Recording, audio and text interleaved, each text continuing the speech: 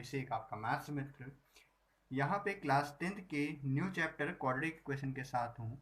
और आज हम क्वाड्रेटिक इक्वेशन के लेक्चर 1 में बात करेंगे क्वाड्रेटिक इक्वेशन की, कि क्वाड्रेटिक इक्वेशन क्या होती है, ठीक, उसके फॉर्म की बात करेंगे और हम क्वाड्रेटिक इक्वेशन को कैसे सॉल्व कर सकते हैं, इनके ऊपर आज हम बात करेंगे। और साथ ही साथ कुछ न्यूमेरिकल्स को भी देखेंगे जो हमको पेपर में देखने को मिल सकते हैं, ठीक। तो चलिए हम इसके बारे में बात करते हैं अब।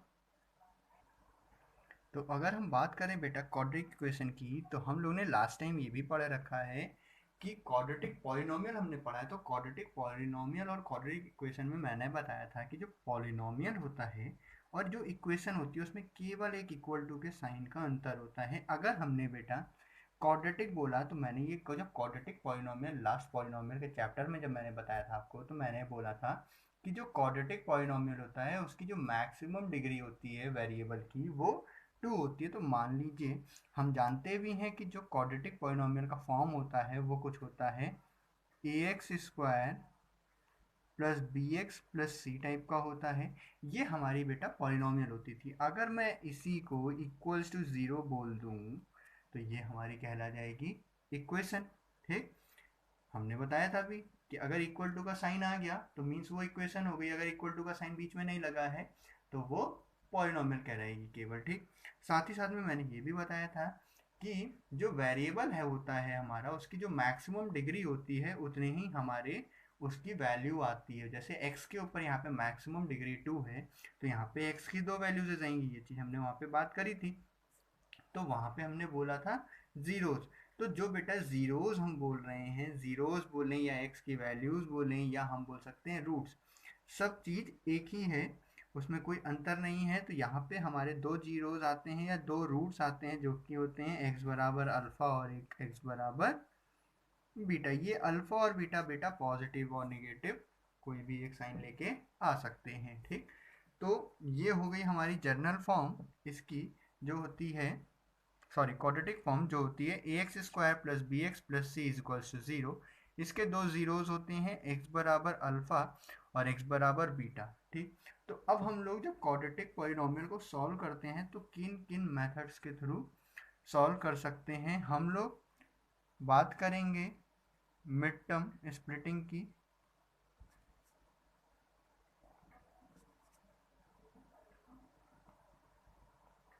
मिड टर्म स्प्लिटिंग मेथड जिसे हम फैक्टराइजेशन मेथड भी बोलते हैं। दूसरा होता है बेटा आपका यहाँ पे जो हम पढ़ेंगे वो होगा क्वाड्रेटिक फॉर्मूला,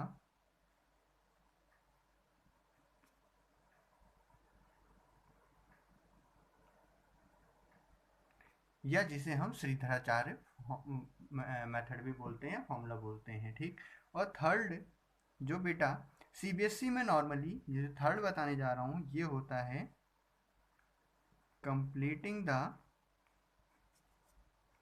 स्क्वायर मेथड। ये बेटा सीबीएसई में आपके अल्टरनेट या हो सकता है 2 साल बाद छोड़ के ये क्वेश्चन इस पे दे देते हैं, ठीक। तो इसको भी सीबीएसई के हिसाब से काफ़ी इंपॉर्टेंट है, कंप्लीटिंग द स्क्वायर मेथड वहाँ पे आता है।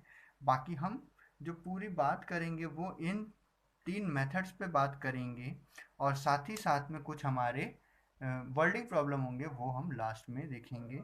तो अभी हमारा यही रहेगा कि हम जो क्वेश्चन को सॉल्व करें वो मिड टर्म स्प्लिटिंग से, अगर हम कहीं फंस जाते हैं तो हम क्वाड्रेटिक फॉर्मूला से, और कंप्लीटिंग द स्क्वायर मेथड जो है बेटा वो जब हमसे बोलेगा कि by completing the square method करो तभी हम करेंगे, नहीं तो हम नहीं करेंगे क्योंकि वो थोड़ा सा लेंदी प्रोसेस है, ठीक।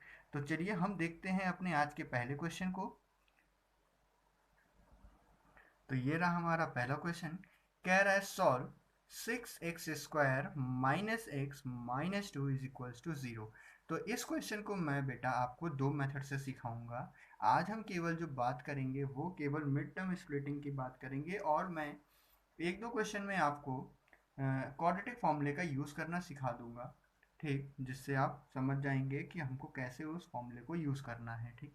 बाकी जो बचा कंप्लीटिंग द स्क्वायर मेथड वो आपको नेक्स्ट मतलब लेक्चर 2 या लेक्चर 3 में प्रोवाइड हो जाएगा।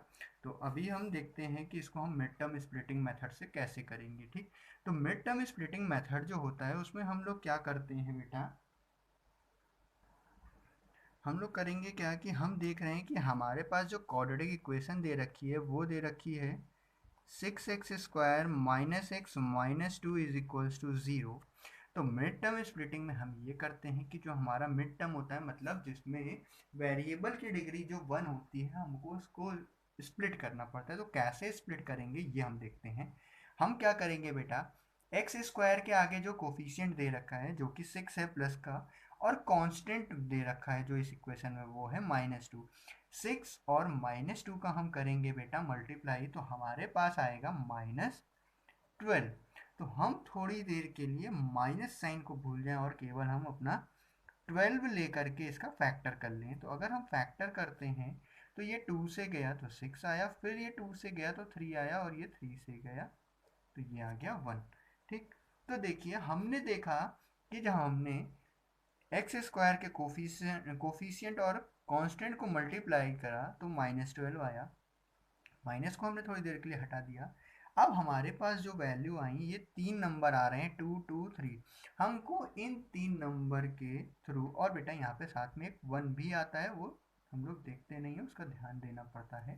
ठीक, तो यहाँ पे हमारे पास एग्जैक्टली कितने नंबर हैं, 4 नंबर हैं। बट अगर अभी हम देखें तो यहाँ पे हम ऊपर देखें तो 3 नंबर है, 1 का हम ज़्यादा इशू नहीं करेंगे यहाँ पे। तो अब हमको इन नंबरों की हेल्प से दो नंबर ऐसे बनाने हैं जिनको मल्टीप्लाई करने पे -12 आ जाए, और प्लस और माइनस करने पे, प्लस या माइनस करने पे यहाँ पे कितना है x के आगे -1, उतना आना चाहिए। तो देखिए अगर हम ले लें 4 और 3 तो हमको मिल रहा है बेटा 12। अभी ये 12 कैसा है, प्लस का 12 है। बट अगर बेटा मेरे को माइनस चाहिए तो मैं क्या कर सकता हूँ, या तो -4 इंटू 3 लिख सकता हूँ या 4 इंटू -3 लिख सकता हूँ। ठीक, बट मेरे को यहाँ पे x का कोफिशिएंट कितना चाहिए, -1। तो इन दोनों को अगर मैं ऐड करता हूँ तो ये आता है -1, मतलब इस कंडीशन को ये फॉलो कर रहा है। क्यों, क्योंकि मल्टीप्लाई करने पे ये दोनों नंबर दे दे रहे हैं -12, और प्लस करने पे ये दे दे रहे हैं -1। यहाँ पे अगर देखें तो -12 तो आ रहा है बेटा, +1 आ रहा है। ठीक, तो हमारा जो हो जाएगा मिड टर्म स्प्लिटिंग वो हो जाएगा ये -4 + 3। तो हम इसको लिखेंगे बेटा 6x² plus 3x minus 4x। ठीक, -2 इज इक्वल्स टू 0। अगर आप देखो -x को हम लिख सकते हैं 3x - 4। अगर हम 3x - 4 करेंगे तो हमारे पास आएगा -x। ठीक, तो अब हम देख रहे हैं फर्स्ट 2 में से हम कॉमन ले लेंगे, और नेक्स्ट 2 में से अगर हम कॉमन लें तो देखिए फर्स्ट 2 में से हमारा 3x कॉमन आ गया, तो हमारे पास बचा बेटा 2x + 1। और यहाँ से हम क्या करें, -2 को कॉमन ले लें तो ये बचा 2x + 1 इज इक्वल्स टू 0। तो हम देख रहे हैं कि दोनों में ही 2x + 1 हमारा कॉमन है, हमने इसको कॉमन लिया तो हमारे पास बचा 3x - 2 इज इक्वल्स टू 0। तो यहाँ से अब हम देख रहे हैं कि इन दोनों का मल्टीप्लिकेशन 0 के बराबर आ रहा है, मतलब कि या तो फर्स्ट वाला नंबर जो है 2x + 1 या तो ये 0 होगा, या हो सकता है 3x - 2 0 हो।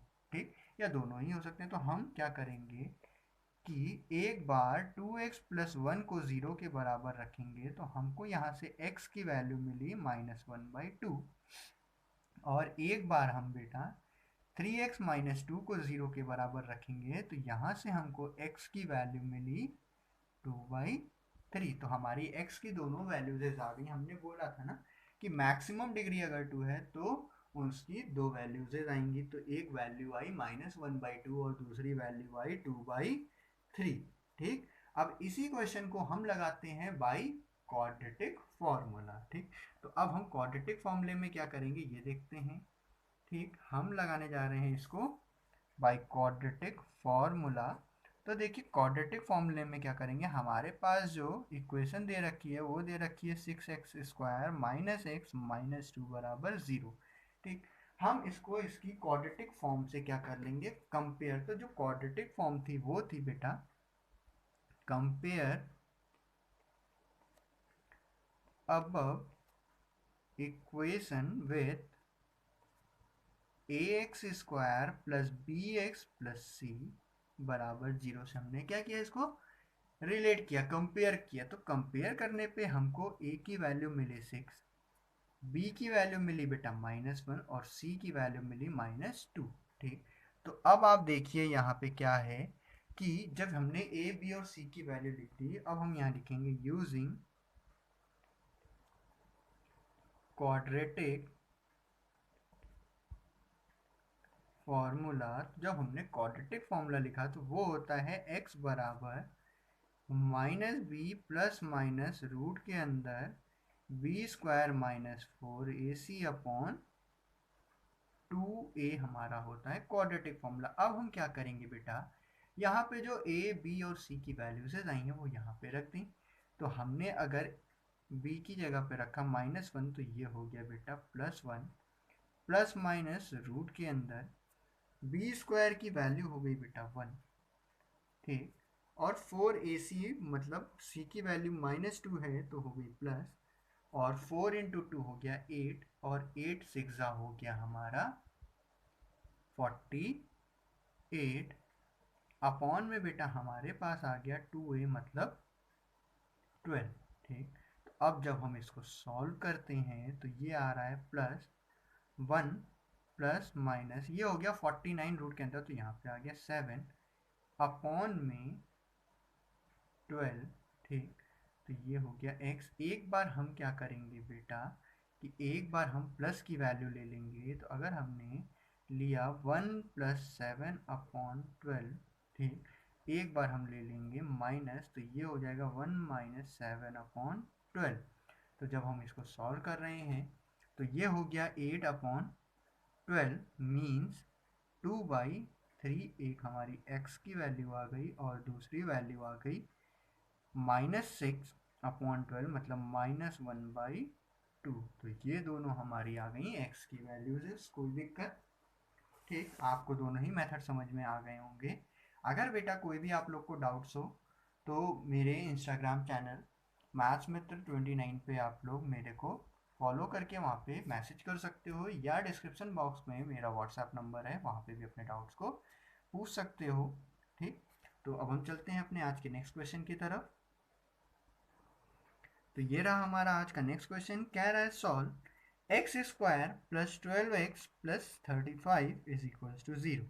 अब हम क्या करेंगे बेटा, इस क्वेश्चन को मिड टर्म स्प्लिटिंग मेथड से ही लगाएंगे। तो हमारे पास जो यहाँ पे इक्वेशन दे रखी है वो दे रखी है x square plus 12x plus 35 बराबर 0। तो मिड टर्म स्प्लिटिंग में हम लोग क्या करते हैं बेटा, एक्स स्क्वायर के कोफिशिएंट को मल्टीप्लाई करते हैं कांस्टेंट से। तो यहाँ पे एक्स स्क्वायर का जो कोफिशिएंट है वो है 1, और जो कांस्टेंट है वो है 35, मतलब 1 इंटू 35 मीन्स 35। अब अगर हम 35 का बेटा फैक्टर करें तो फैक्टर हमारे पास आएगा 5 7 7 1। ठीक ठीक, तो अब हम लोग क्या करेंगे कि इन दो नंबर की हेल्प से हम बनाने की कोशिश करेंगे 12। तो अगर हम देखिए 5 और 7 को जोड़ दें तो हो जाएगा 12, और दोनों को मल्टीप्लाई कर दे 35। तो हम यहाँ पे क्या कर सकते हैं, X square plus 5x plus 7x plus 35 is equals to 0। तो फर्स्ट टू में से हमको x कॉमन मिला x प्लस 5। ठीक, और ये मिला बेटा प्लस 7 ब्रैकेट में x plus 5 is equals to 0। तो x प्लस 5 हमारा कॉमन आ गया दोनों में से, और यहाँ पे बच गया x plus 7 is equals to 0। तो या तो ये 0 या ये 0, या हो सकता है दोनों ही 0। तो हम करेंगे which implies that x plus 5 is equals to 0 and x plus 7 is equals to 0, which implies that x is equals to -5 and x is equals to -7। अच्छा, अब बात आ गई कि जो हमारे आंसर निकल के आए ये आंसर सही है कि नहीं। ठीक, तो इसके लिए हम लोग क्या करेंगे, अपनी इन दोनों ही वैल्यूज को 1 बाई 1 जो हमारी इक्वेशन दे रखी है x square plus 12x plus 35 इसमें पुट करेंगे। तो अगर हम -5 को अपनी इक्वेशन में पुट करते हैं तो ये क्या हो जाएगा, x की जगह पे 25 हो जाएगा -5 का स्क्वायर, और ये हो जाएगा -60 प्लस 35। बेटा ये दोनों मिल करके हो जाएंगे 60, और ये -60 कटने पे 0, तो यहाँ पे 0 आ रहा है, हमारा आंसर सही है। ठीक, तो अब हम देखते हैं अपने आज के नेक्स्ट क्वेश्चन को।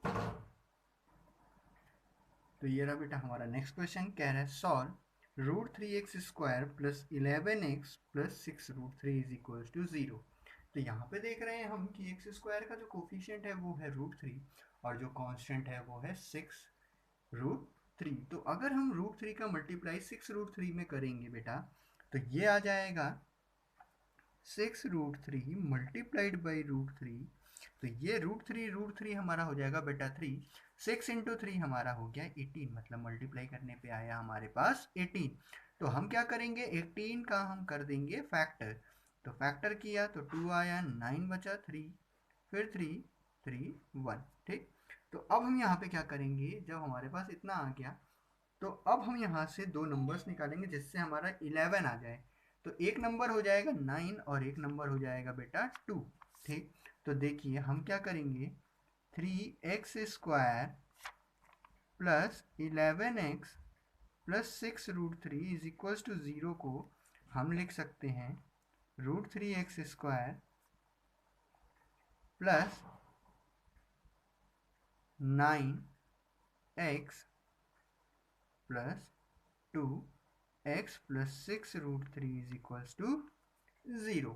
ठीक, तो अगर हम फर्स्ट टू में से देखें तो हमको कॉमन मिल रहा है बेटा x। ठीक, तो हमारे पास बचा √3x प्लस 9, और यहाँ पे हमको दिख रहा है कि 2 हमारे पास कॉमन है, तो यहाँ बचा x प्लस 3√3।